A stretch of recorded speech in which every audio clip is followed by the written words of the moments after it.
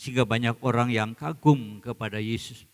Sebelum dia meninggalkan dunia ini, sebelum dia meninggalkan murid-muridnya, dia mengatakan bahwa semua orang akan dapat melakukan perkara-perkara yang lebih besar daripada yang Yesus lakukan. Saudara, ini adalah pesan yang luar biasa yang kadang-kadang terlewati. Kenapa? Karena banyak orang yang tidak punya keyakinan, tidak punya kepercayaan, dapat melakukan pekerjaan yang lebih besar daripada yang Yesus lakukan. Tadi sebelum kita masuk ibadah disampaikan bahwa kita sedang atau akan memasuki Pentakosta ketiga. Pentakosta ketiga berbicara mengenai pencurahan Roh Kudus secara besar-besaran. Pengurapan adalah pemberdayaan, pengurapan adalah kuasa. Dan setiap kita akan memperoleh kuasa untuk kita memasuki Pentakosta ketiga.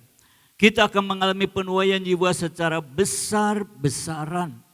Saudara, untuk kita memasuki apa yang dijanjikan melalui Pentakosta ketiga ini, maka setiap kita diyakinkan bahwa kita melakukan pekerjaan yang lebih besar daripada yang Yesus lakukan. Tetapi untuk melakukan apa yang dikatakan di dalam Yohanes 14 ayat ke-12 ini, dibutuhkan satu kemampuan yang besar. Kalau saudara ingat, saya pernah menyampaikan hal kerajaan Allah seperti seseorang yang akan berpergian ke luar negeri dan meninggalkan hartanya kepada pelayan-pelayannya. Ada seorang yang diberikan 5 talenta, ada yang diberikan 2 talenta, ada yang diberikan 1 talenta. 1 talenta berbicara mengenai 6.000 dinar. 1 dinar nilainya 50.000 rupiah. Jadi orang yang diberikan 1 talenta nilainya adalah 6.000 kali 50.000. Berarti 300 juta. Kalau dinilaikan uang sekarang tentu itu cukup besar. Tetapi orang ini enggak mampu, saudara, untuk melipat gandakan. Karena dia tidak punya kemampuan, maka dia menyimpan talentanya di dalam tanah. Dan dia akan mengembalikannya kepada pemilik talenta itu. Lalu pemilik talenta mengatakan bahwa orang ini adalah hamba yang jahat. Orang yang diberikan 5 talenta berarti 5 kali 300 juta. Berapa saudara? 5 kali 300, 1.500 juta. Dia mampu saudara untuk melipat gandakan. Dikatakan beroleh laba dari 5 talenta menjadi 10 talenta. Gak banyak orang yang hari-hari ini bisa melakukan yang dilakukan seperti orang yang memiliki 5 talenta. Kalau saudara baca di dalam Matius 25 ayat 14 sampai 30, mereka diberikan sesuai dengan kemampuannya.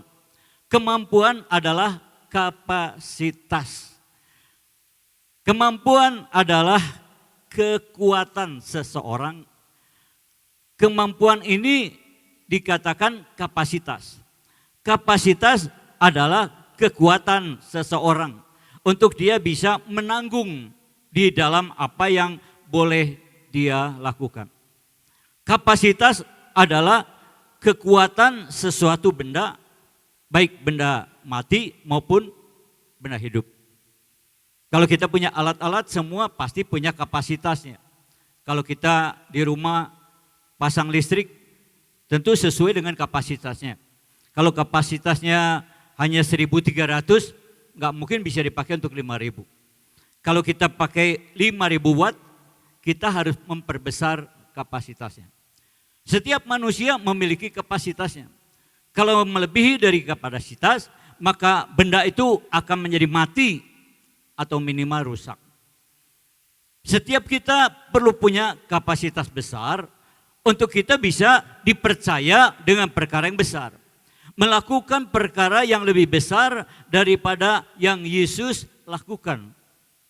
tahun 93 kita mendapatkan satu visi bahwa gereja kita akan berkembang menjadi gereja yang besar. Melalui Yesaya 54 ayat 2 dan 3. Isi daripada ayat ini dibuat nyanyian, jadi lebih gampang ya.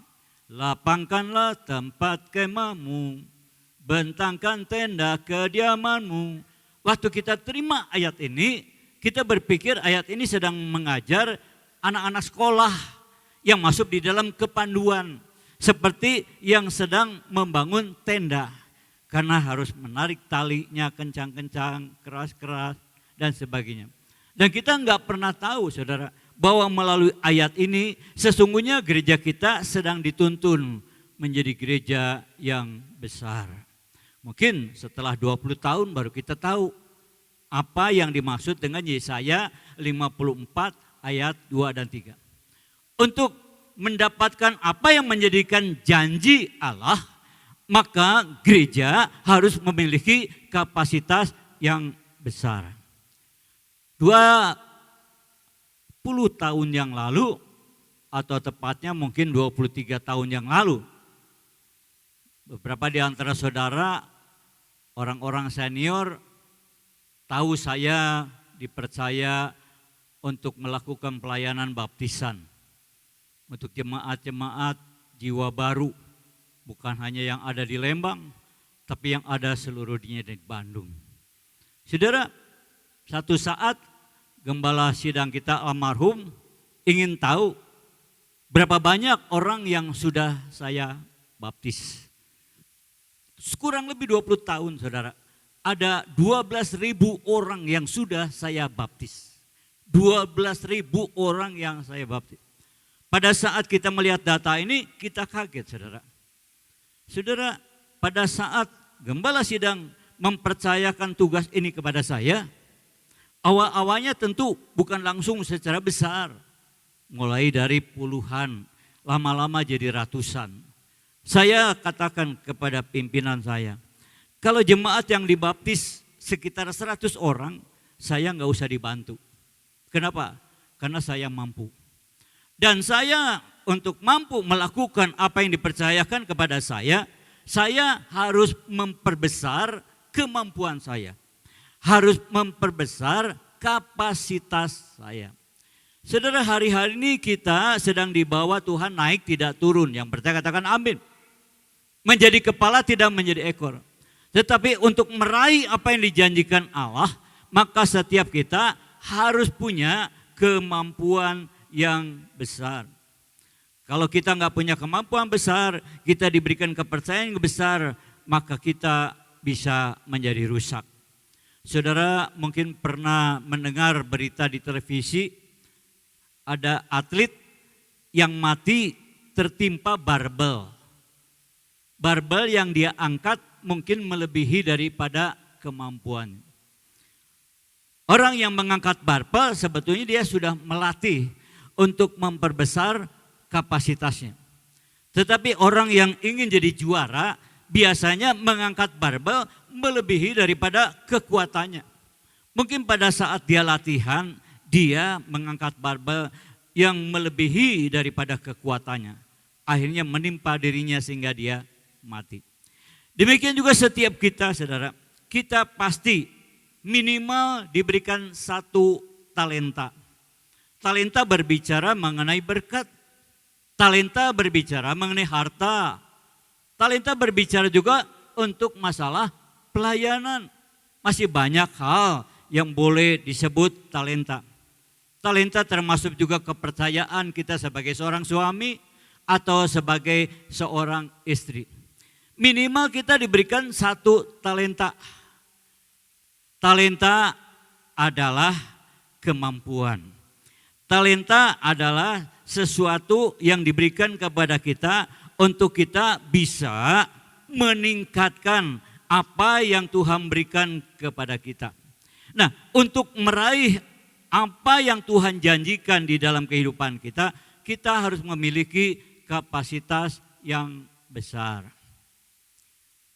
Saya bersyukur kalau saya melihat ruangan gedung gereja di tempat ini adalah gereja yang cukup baik, Kalau saya boleh melayani di beberapa cabang, tidak banyak yang sebaik di gereja ini.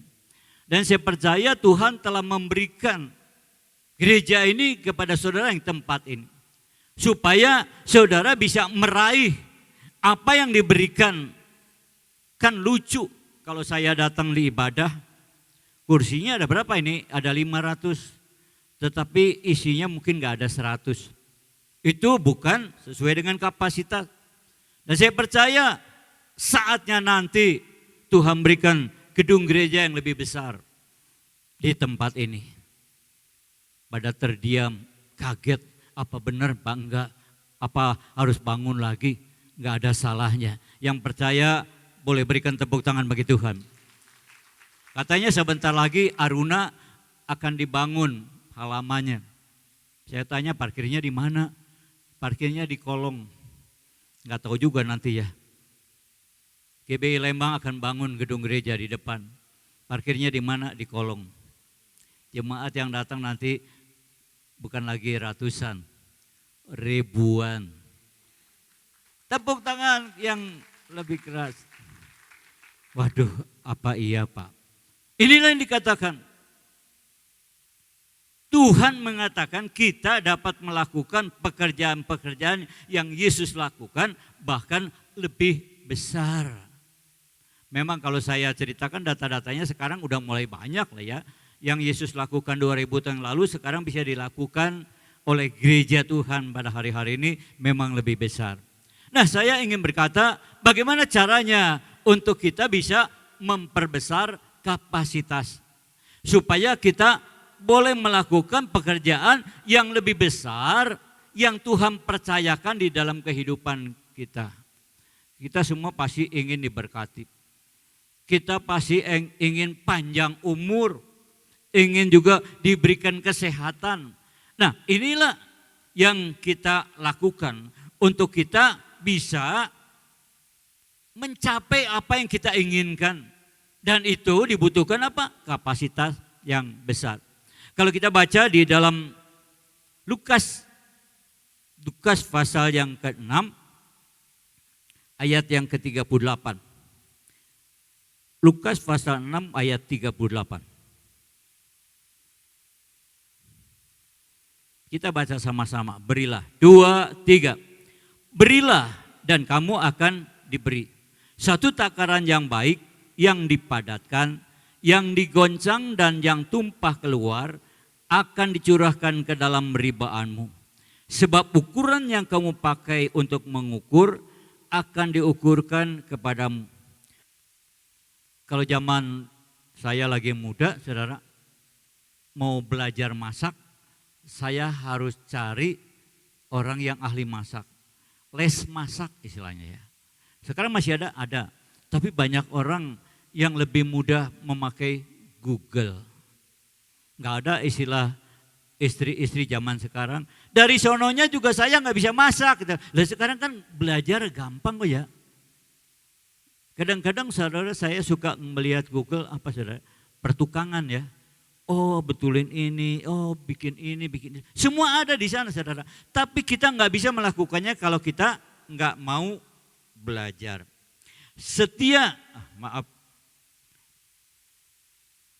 Baiklah orang bijak mendengar menambah ilmu. Kalau saudara baca di dalam Matius 7, dikatakan orang-orang yang bijaksana mendirikan rumah di atas batu. Orang bodoh mendirikan rumah di atas pasir. Kenapa orang-orang mendirikan rumah di atas pasir? Karena lebih gampang daripada membangun rumah di atas batu. Saya pernah pergi ke Taiwan, saudara, lihat rumah-rumah kok di bukit-bukit. Ternyata bukan seperti kita, saudara, di tanah. Bukitnya bukit batu. Tentu susah membuatnya, saudara. Membutuhkan kemampuan kapasitas yang besar. Tapi itulah yang mereka bisa lakukan. Kalau mungkin orang Indonesia, maaf, diberikan tanah seperti itu nggak bisa bangun, saudara. Lalu dikatakan bahwa orang yang bodoh, ya kalau kita dibilang orang bodoh paling nggak suka, saudara.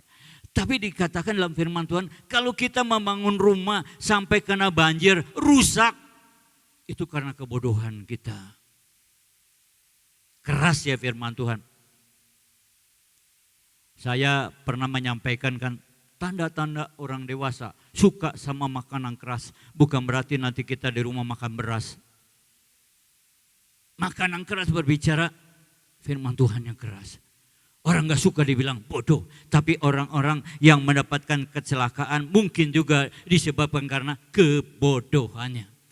Jadi orang-orang yang memiliki kapasitas yang besar, yang pertama berani berinvestasi, yang kedua setia dalam perkara kecil, yang ketiga harus mau belajar.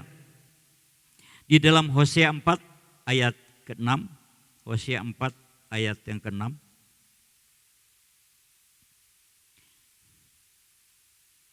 Hosea 4 ayat yang ke-6, ya, umatku binasa. 2, 3. Umatku binasa karena tidak mengenal Allah. Karena engkau yang menolak pengenalan itu, maka aku menolak engkau menjadi imanku. Dan karena engkau melupakan pengajaran Allahmu, maka aku juga akan melupakan anak-anakmu. Ayat ini ayat yang keras sekali saudara ya. Binasa karena kita enggak mau belajar. Melupakan pengajaran Allahmu. Ada istilah, saya dulu lagi muda belajar ngetik saudara ya. Kalau ngetik kita salah, kita bisa hapus ya. Nggak usah pakai penghapus ada. Kalau waktu itu masih pakai alat-alat yang manual. Oh sekarang kita kan udah pakai teknologi canggih ya. Pakai apa? Pakai laptop saudara ya. Lebih mudah lagi saudara ya. Ada istilahnya undo. Betul ya. Begitu kita nulis banyak salahnya, tinggal pencet aja, hilang semua. Undo itu artinya kembali ke semula ya, dihapus. Mungkin kalau orang mau ngetik enak ya, kalau salah hapus. Tapi kalau kita melakukan berulang-ulang, maka kita akan menghabiskan banyak waktu. Orang-orang yang pintar, orang-orang yang punya kemampuan, dia akan belajar supaya jangan salah. Jangan mikir, salah juga gak apa-apa, nanti kan gampang, tinggal tik, hapus, hilang gitu ya. Hari-hari ini banyak orang-orang yang sakit. Kadang-kadang saya perhatikan sakit itu berulang-ulang. Berulang-ulang kenapa? Karena dia gak mau belajar. Waktu dia sakit, yang pertama dia harus belajar nih. Oh mungkin dia alergi, atau mungkin dia nggak kuat kalau makan makanan pedas. Kalau kita nggak mau belajar dengan diri kita sendiri, orang lain sulit. Hanya kita yang bisa mengetahuinya. Karena itu kita juga biasa pakai obat suka beda-beda kan ya. Oh ini pakai ini, ada orang ngasih tahu ini pakai ini lebih bagus. Lalu kita makan ternyata nggak cocok. Karena kita yang lebih tahu. Dan kita yang memang harus belajar. Jadi 3 hal ini yang harus kita lakukan pada hari-hari ini untuk kita menjadi dewasa rohani. Orang-orang yang dewasa rohani adalah orang yang memiliki kapasitas yang besar. Kalau kita ingin menjadi suami yang baik, menjadi istri yang baik, menjadi pemimpin gereja yang baik, maka kita harus memiliki kapasitas yang besar. Amin.